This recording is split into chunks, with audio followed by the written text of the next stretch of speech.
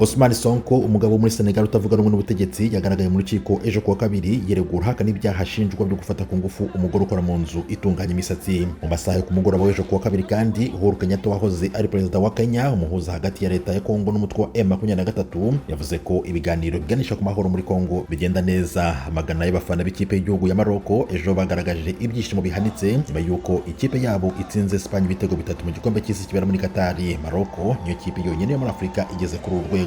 Ubuyobozi bwa gereza yo muri Afurika y'Epfo uyu munsi bwarekuye umugabo witwa Neza wari umaze igihe afungiye icyaha cyo kwica undi mugabo witwa Hani mu mwaka w'igihumbi 1993. Uyu Hani yafatwaga nk'intwari mu bihe bya apartheid. Turangirize muri Mozambique aho urukiko rwahamije icyaha umuhungu wahoze ari perezida w'iki gihugu Armando Guebuza n'abandi 10 baregwa icyaha cyo kunyereza umutungo washyize ubukungu bw'igihugu mu manga, bahanishijwe gufungwa imyaka 12.